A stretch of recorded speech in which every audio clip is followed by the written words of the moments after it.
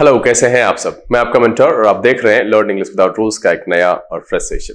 एक बार फिर से आपके सामने उपस्थित हो गए हैं, साथ लेकर आए हैं एक बड़ा ही मजेदार सेशन जो कि है SSC previous year error spotting. यहां पर फिर से 15 सवाल जो कि पिछले दिनों एग्जामिनेशन में पूछे गए हैं। हर एक सवाल में जो कंसेप्चुअल नॉर्म्स होगा पूरे डिटेल एक्सप्लेनेशन के साथ उसको समझाने की कोशिश करेंगे। इसलिए आप नोटबुक और पेन लेकर के तैयार रहिए, क्योंकि जो भी चीज, जो भी कॉन्सेप्ट यहां पर नया होगा उसको नोट डाउन करना है और रिवीजन करके जहन में रखना है। सेशन को शुरू करेंगे उससे पहले जो लोग इस चैनल पर नए हैं और वैसे पुराने लोग जिन्होंने अब तक चैनल को सब्सक्राइब नहीं किया है, प्लीज सब्सक्राइब कर लीजिए। बेल आइकन प्रेस करके नोटिफिकेशन को ऑल पर जरूर रखिएगा, ताकि यहां से जो वीडियो अपलोड हो उसकी सूचना आपको मिले और कोई भी सेशन मिस ना हो। लाइक और शेयर करने में कंजूसी नहीं कीजिएगा। साथ में मन में कोई दुविधा रह जाए, कुछ भी ऐसा पूछना हो तो कमेंट में लिख करके मुझे बताइएगा। इसी के अगले सेशन में आपके द्वारा पूछे गए सवाल का जवाब लेकर जरूर उपस्थित होंगे। चलिए सेशन की शुरुआत करते हैं।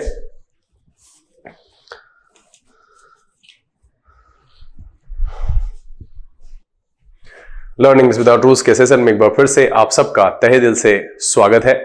उम्मीद है आप सब तैयार हैं। तो चलिए फटाफट सेशन की शुरुआत करते हैं और बारी बारी से 15 सवाल को आपके सामने रखते हैं। चलिए सेशन का पहला सवाल है जो कि होगा 61वां और आपका समय शुरू होता है अब।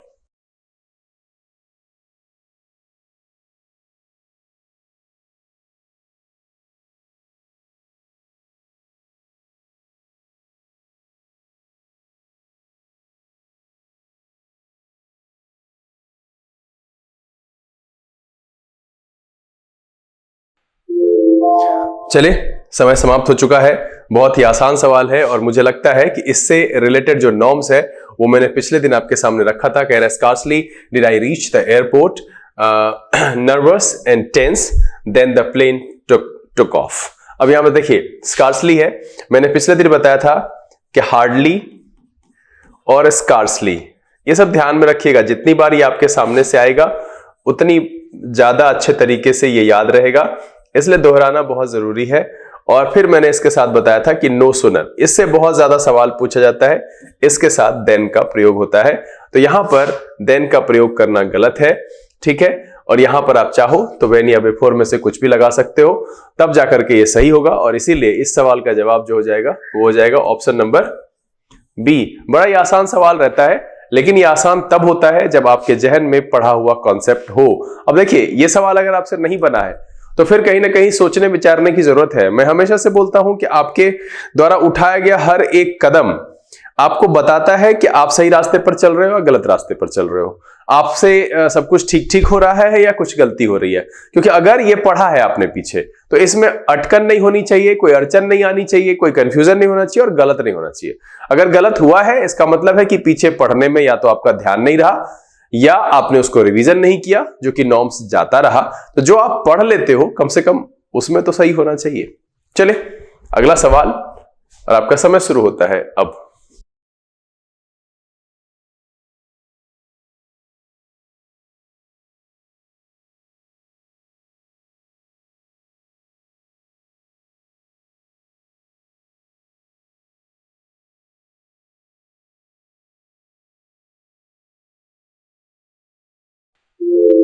चले समय समाप्त हो गया है और फिर से यहां पर कहूंगा कि अगर आप शब्द की मीनिंग समझते हैं, पेपर पढ़ते हैं और इंग्लिश के साथ आप थोड़े फ्रेंडली हो रहे हैं तो इस तरह का सवाल आपसे आसानी से बनेगा। क्या कह रहा है कि the part two distinguish between differences is the basis of science and art. अब देखिए डिस्टिंग्विश का मतलब ही होता है डिफरेंशिएट, तो फिर ये और ये लिखना तो बेफालतू है। यहां पर सीधा सीधा है कि बिटवीन डिफरेंसेस क्यों, the part two distinguish is the basis of science and art, क्योंकि डिस्टिंग्विश का मतलब ही होता है डिफरेंशिएट।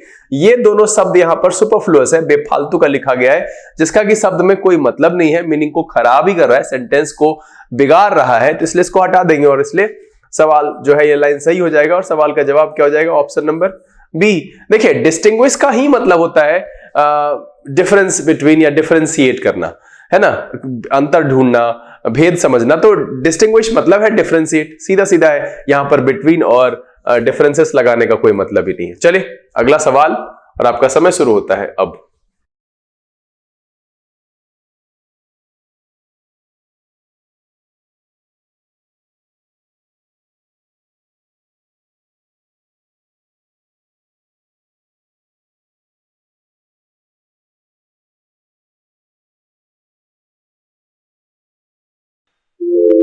चलिए समय समाप्त हो चुका है। बहुत ही आसान सवाल है, कह रहा I have seen her only once but I am liking her a lot.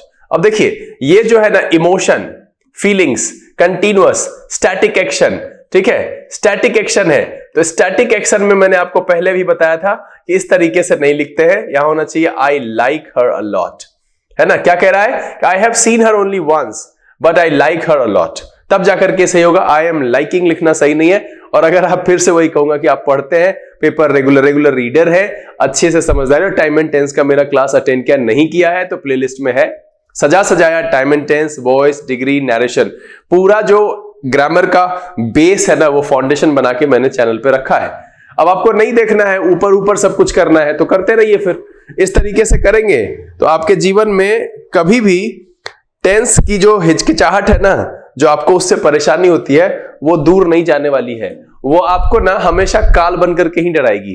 तो सबसे पहले क्या है ना कि जो बेस है ना उसको एकदम तगड़ा करिए, सॉलिड, तब जाकर गड़बड़ होगा। और ये सब ऐसा है कि जहां गड़बड़ होने का तो बात ही नहीं बनता है। इसलिए सवाल का जवाब क्या हो जाएगा, ऑप्शन नंबर सी। चलिए अगला सवाल, और आपका समय शुरू होता है अब।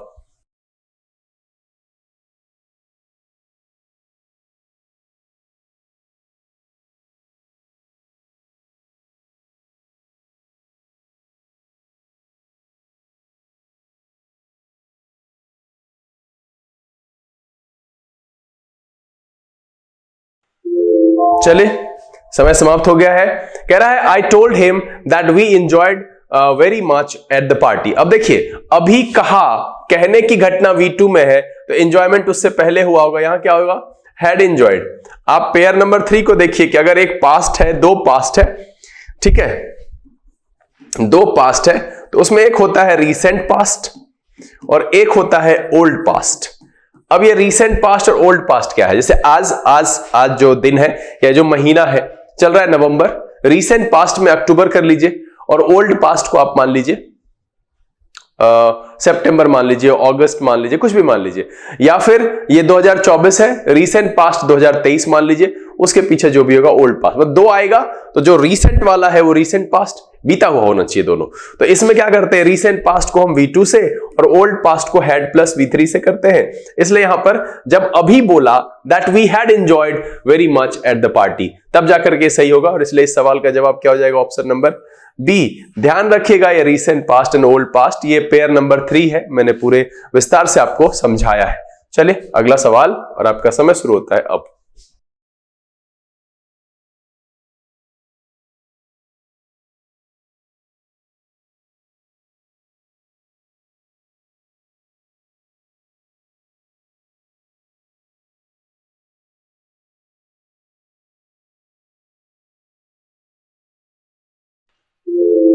चलिए समय समाप्त हो गया। फिर से अंडरस्टैंडिंग बेस्ड सवाल है, कह रहा John is working very hardly.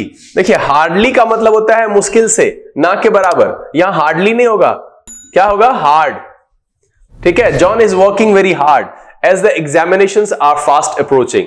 तो इसलिए इस सवाल का जवाब क्या हो जाएगा, ऑप्शन नंबर ए। यहां जो हार्डली लिखा हुआ है मुश्किल से नहीं कर रहा है, बहुत कड़ी मेहनत कर रहा है। John is working very hard, तब जाके ये सही होगा। तो हार्ड और हार्डली का डिफरेंस यही है, हार्ड का मतलब है बहुत कठिन, हार्डली का मतलब है मुश्किल से। तो हार्डली यहां पर संदर्भ में फिट नहीं बैठ रहा है और इसलिए ये गलत है, यहां पर इसको हटाएंगे और उसकी जगह पर लगाएंगे हार्ड। चले अगला सवाल, यही था ना आंसर, हाँ अगला सवाल, और आपका समय शुरू होता है अब।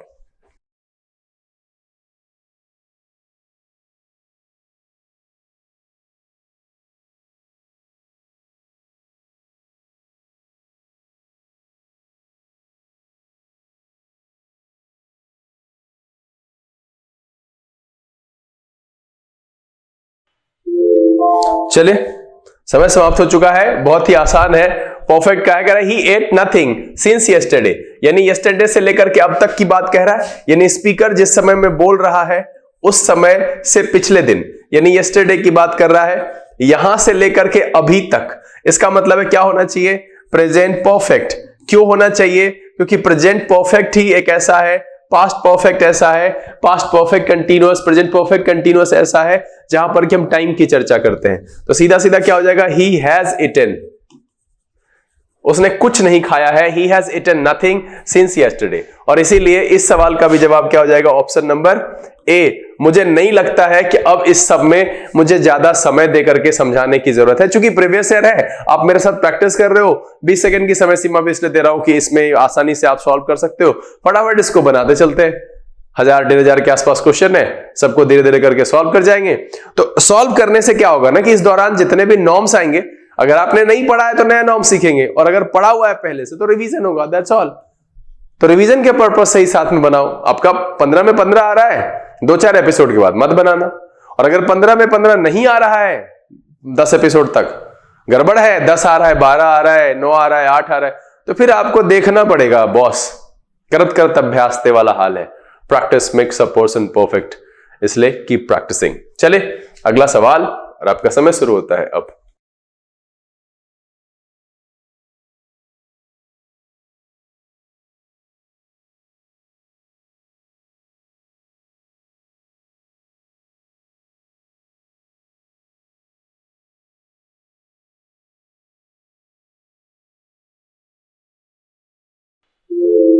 चलिए समय समाप्त हो गया। आर्टिकल का एक नॉर्मल सा कॉन्सेप्ट है कि जब आप किसी चीज की चर्चा पहली बार करते हो तो वहां पर ए या एन का प्रयोग करते हैं। बहुत ही साधारण है, बचपन से आपने पढ़ा है। देयर वॉज अ किंग, पहले लाइन में लिखते हैं देयर वॉज अ किंग, कोई राजा था। अगले लाइन से उसी राजा को जब लिखते कहते हैं the king was very famous.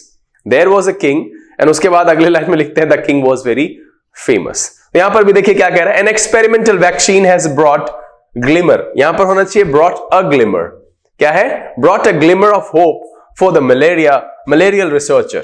क्या है, an experimental vaccine has brought a glimmer of hope for the malarial researcher। तब जाकर के सही हो जाएगा, और इसलिए सवाल का जवाब क्या हो जाएगा, ऑप्शन नंबर सी। मैंने एक आर्टिकल के कॉन्सेप्ट की बात की कि जब हम किसी चीज की चर्चा पहली बार करते हैं, जैसे मैंने एग्जांपल भी बताया, there was a king, first time हम उसी राजा को लिख रहे हैं, कोई राजा था। सेकंड लाइन से उसी राजा के बारे में लिखते हैं, तो पहले मैंने उसको एस्टेब्लिश कर दिया है, तो नेक्स्ट लाइन से लिखते हैं the king was very famous.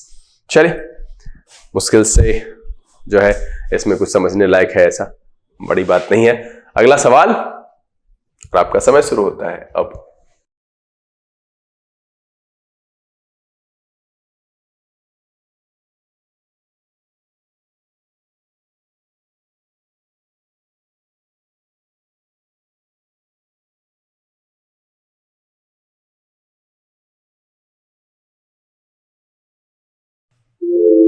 चलिए, समय समाप्त हो चुका है।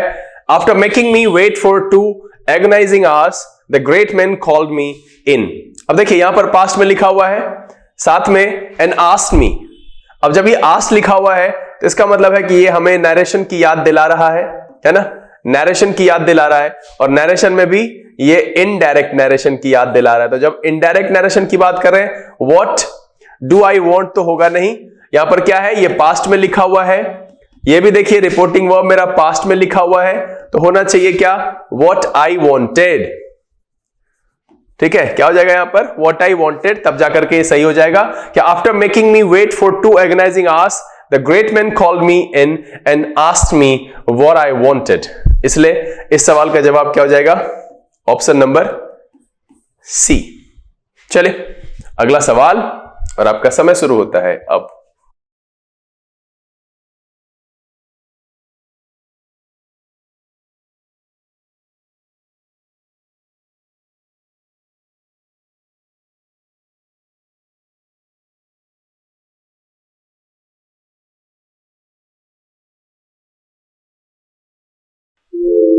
चलिए, समय समाप्त हो गया है। कह रहा है the ebb and flow of the tides are now understood. अब देखिए ये जो है ना, द एब एंड फ्लो, ये अलग अलग नहीं है।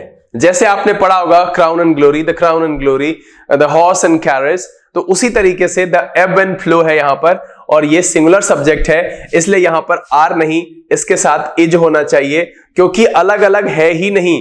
वैसे भी अगर आप इसको देखो तो यहां पर एक ही आर्टिकल है पहले वाले के से। द क्राउन एंड ग्लोरी एक साथ है, द हॉर्स एंड कैरेज एक साथ है, द वाइन एंड सोडा एक साथ है, द एब एंड फ्लो एक साथ है। इसीलिए यहां पर आर नहीं, इज होगा, तब जाकर के सही हो जाएगा, और इसलिए सवाल का जवाब हो जाएगा ऑप्शन नंबर बी। चलिए अगला सवाल, और आपका समय शुरू होता है अब।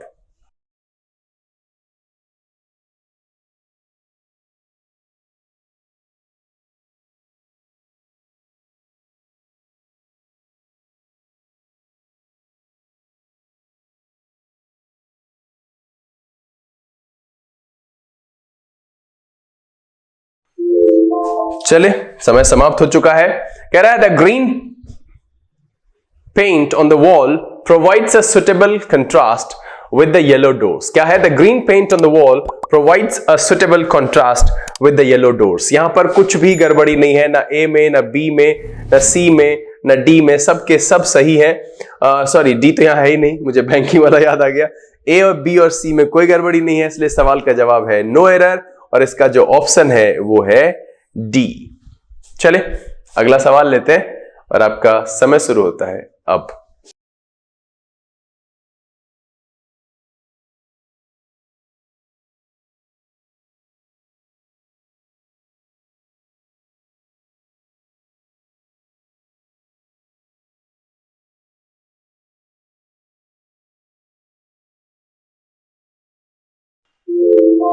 चलिए, समय समाप्त हो चुका है। कह रहा है even today it is incredulous to think that men have walked on the moon। अब देखिए, ये इनक्रेडुलस नहीं होगा यहां पर, इसका मतलब है कि अविश्वासपूर्ण, जिस पर विश्वास न करने लायक हो, है ना, अविश्वासपूर्ण कहते हैं। यहां पर होना चाहिए इनक्रेडिबल, इनक्रेडिबल, ठीक है। Even today it is incredible to think that men have walked on the moon, तब जाकर के सही होगा। यहां पर शब्द का गलत प्रयोग हुआ है, इसलिए सवाल का जवाब क्या है? ऑप्शन नंबर बी, इनक्रेडुलस हटा करके इनक्रेडिबल का इस्तेमाल करेंगे, तब जाकर के सही हो जाएगा। चलिए अगला सवाल, और आपका समय शुरू होता है अब।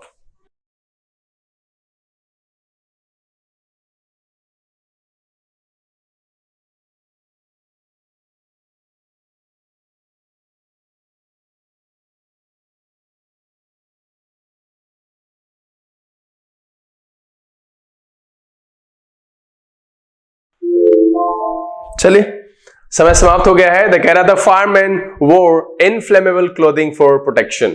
अब देखिए, इनफ्लेमेबल का मतलब होता है ज्वलनशील। आपने पेट्रोल टैंकर की जो पीछे रहता है ना वो ट्रक, जिससे पेट्रोल डीजल वगैरह लेते, तो लिखा होता है हाईली इनफ्लेमेबल। तो अगर फायरमैन है और पहना हुआ है तो ऐसा कपड़ा तो पहनेगा नहीं, तो यहां पर क्या होना चाहिए? Non flammable. क्या हो जाएगा?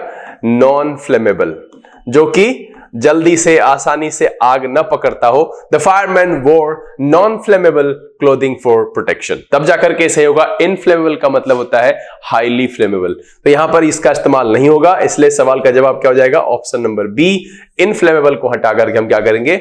नॉन फ्लेमेबल का इस्तेमाल करेंगे। चलिए अगला सवाल, और आपका समय शुरू होता है अब।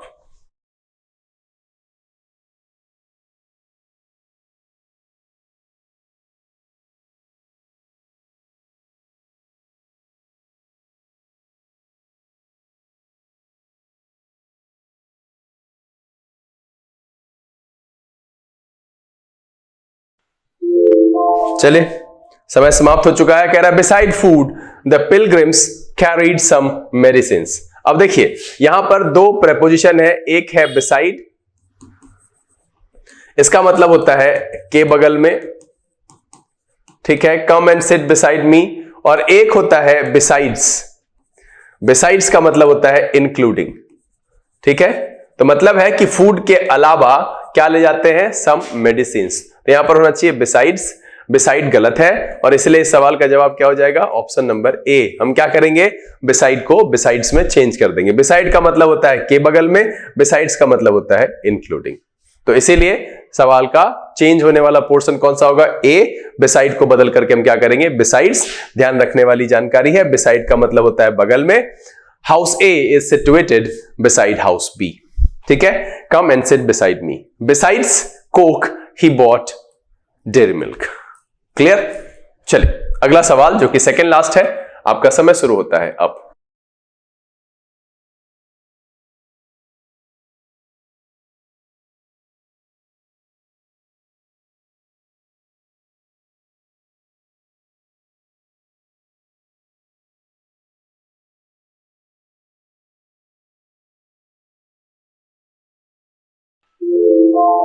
चलिए, समय समाप्त हो चुका है। बहुत ही आसान सवाल है। Adults suffering chicken pox. देखिए, सफरिंग के साथ एक फिक्स प्रेपोजिशन है जो कि इस्तेमाल होता है फ्रॉम। सफरिंग फ्रॉम, ध्यान दीजिएगा, क्या है? सफरिंग फ्रॉम हमेशा इस्तेमाल करेंगे, यहां पर नहीं है, यही गड़बड़ी है। Adult suffering from chicken pox can develop all kinds of complications, तब जाकर के ये सवाल सही होगा और इसलिए इसका जवाब हो जाएगा ऑप्शन नंबर ए। क्या लगाएंगे? Suffering from. चलिए सेशन का आखिरी सवाल और आपका समय शुरू होता है अब।